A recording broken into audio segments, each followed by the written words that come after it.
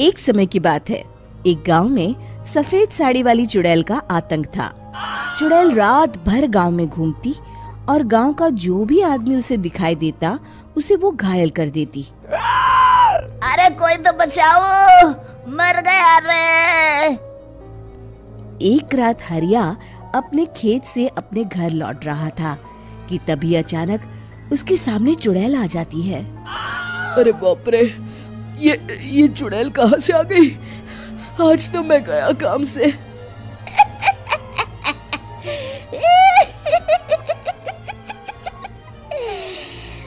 आज मुझे मेरा शिकार मिल गया। अरे चुड़ैल दीदी, मुझे छोड़ दो। जैसे ही चुड़ैल हरिया की तरफ बढ़ती है, हरिया वहाँ से भाग जाता है और अपने घर के दरवाजे पे पहुँचता है। अरे भगवान, जल्दी से दरवाजा खोलो, मेरे पीछे चुड़ैल पड़ी है। हरिया की पत्नी जल्दी से दरवाजा खोल देती है। अरे आप इतना हाफ क्यों रहे हैं? अरे मेरे पीछे चुड़ैल पड़ी है, आज तो मैं बाल बाल बच गया। जल्दी से सभी दरवाजे और सभी खिड़कियों को बंद करके बत्ती बुझा दो। तभी चुड़ैल हरिया के घर के पास पहुंच जाती है। अरे वो आदमी कहाँ गायब हो गया? मैं भी देखती हूँ आखिर कब तक बचेगा। मैं अपने शिकार को इतनी आसानी से नहीं छोड़ती। इतना कहकर चुड़ैल वहाँ से चली जाती है। वहीं दूसरी तरफ हरिया और उसकी पत्नी दोनों अपने घर की खिड़की से ये सब देख रहे होते हैं। अरे बाप रे, ये तो बड़ी डरावनी चुड़ैल थी। अगले दिन ये बात आग की तरह पूरे गांव में फैल जाती है और धीरे धीरे लोग चुड़ैल के डर के मारे शाम होते ही अपने घरों से बाहर निकलना बंद कर देते हैं। कुछ दिनों के बाद भाई, मैंने तो इस चुड़ैल के डर के मारे रात को अपने खेतों को पानी देना बंद कर दिया है। कहीं मेरी फसल सूख गई तो मैं तो कहीं का नहीं रहूंगा। साहूकार का कर्जा कैसे चुकाऊंगा? अरे भाई, पूरे गांव वालों का यही हाल है। पता नहीं ये चुड़ैल हमारे गांव में कहां से आ गई। फिर एक दिन गांव के पास वाली नदी के किनारे एक बहुत बड़े तांत्रिक के आने की बात कुछ गांव वालों को पता चलती है। वो लोग जाके ये बात गांव के मुखिया को बताते हैं। मुखिया जी, नदी के किनारे एक बहुत ही पहुंचे हुए तांत्रिक बाबा आए हैं। हमें उनसे मदद मांगनी चाहिए। मैंने सुना है वो बड़े बड़े भूतों और चुड़ैलों को अपने वश में कर लेते हैं। मुखिया जी सभी गांव वालों को लेकर उस तांत्रिक के पास पहुंच जाते हैं। ओम फट स्वाहा, ओम फट स्वाहा। तभी तांत्रिक अपनी बंद आंखों को खोलकर कहता है, क्या बात है? तुम सब लोग यहाँ क्यों आए हो? मुखिया जी उस तांत्रिक को सारी बात बता देते हैं। अच्छा, तो ये बात है। और तांत्रिक अपनी आंखों को बंद कर लेता है। मैं देख रहा हूँ तुम्हारे पूर्वजों ने बहुत पाप किए थे, जिससे ये गांव अब श्रापित हो चुका है। उसी के फल स्वरूप तुम्हारे गांव में चुड़ैल आई है। ये चुड़ैल बहुत खतरनाक है, ये किसी को नहीं छोड़ेगी। हे भगवान, मर गए रे, अब क्या होगा? तभी गांव के मुखिया जी कहते हैं, बाबा, इस चुड़ैल से हम सबको बचा लीजिए। कोई तो उपाय होगा। इसका सिर्फ एक ही उपाय है। सभी गांव वालों को बारी बारी हर दिन अपनी आधी फसल उस पहाड़ी के ऊपर बनी काली गुफा में छोड़ के आनी होगी। तभी उस चुड़ैल की भूख मिटेगी और श्राप का प्रभाव खत्म हो जाएगा और तुम सब जिंदा बच जाओगे। सभी गांव वाले उस तांत्रिक की बात को मान लेते हैं और वहां से चले जाते हैं। फिर अगले दिन से रोज उस गांव के लोग बारी बारी से अपनी आधी फसल उस काली गुफा के पास जाकर रखाते। कुछ दिनों बाद हरिया की बारी आती है। बाप रे, आज तो मेरी बारी है उस काली गुफा में जाने की। क्या करूं, वो तो बड़ी खतरनाक चुड़ैल है। मेरे तो हाथ पैर कांप रहे हैं।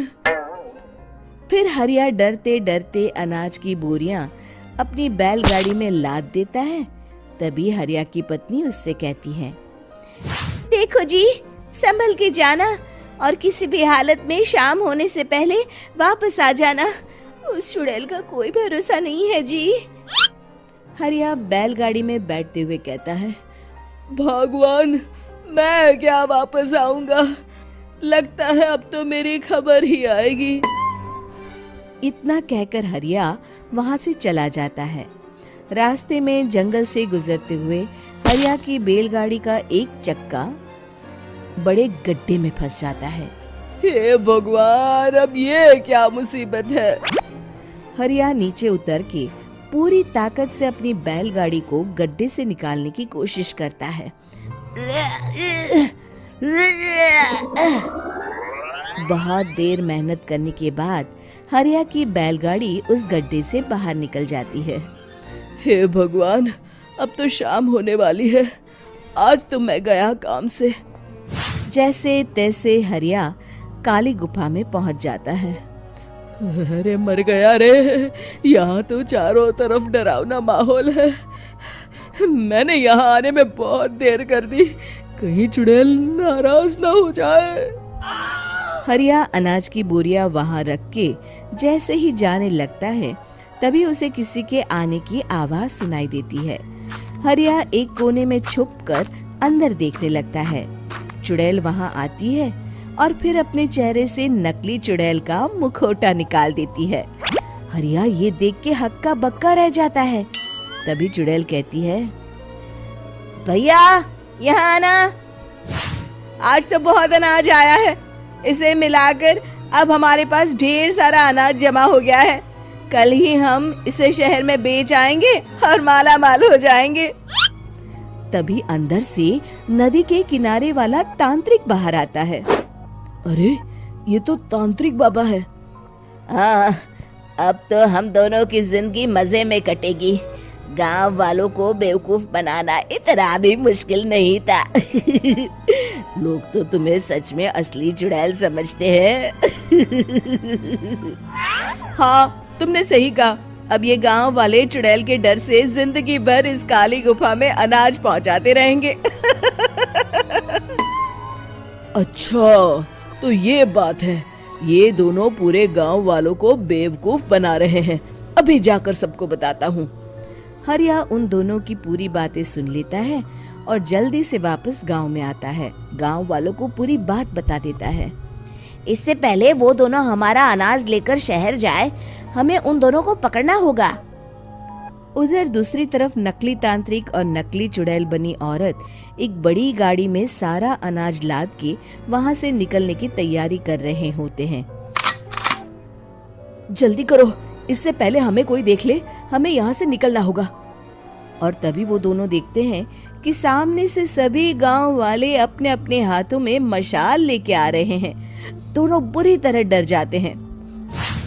रुक जाओ, तुम दोनों का भांडा फूट चुका है। अरे मर गए रे, ये गांव वाले कहाँ से आ गए?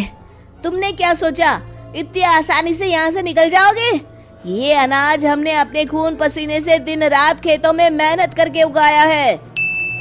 दोनों मुखिया जी के पैरों में गिर जाते हैं। हमें माफ कर दीजिए, हम दोनों एक नंबर के कामचोर हैं। बिना मेहनत किए पैसे कमाना चाहते थे। हाँ, अब हम आगे से मेहनत मजदूरी करके पैसे कमाएंगे। हमें कुछ मत करना, हमें छोड़ दीजिए। इतना कह के दोनों गांव छोड़ के भाग जाते हैं और सभी गांव वाले फिर से खुशी खुशी रहने लगते हैं। शिक्षा, तभी तो कहते हैं कि किसी भी समस्या का समाधान केवल सूझबूझ से ही करना चाहिए और कभी हिम्मत नहीं हारनी चाहिए। दोस्तों, हमें उम्मीद है कि आपको हमारी ये कहानी पसंद आई होगी। कृपया हमारे चैनल को सब्सक्राइब करें और सभी अपडेट्स के लिए बेल आइकन जरूर दबाएं। और हाँ, वीडियो लाइक और शेयर करना मत भूलिएगा। Bye bye.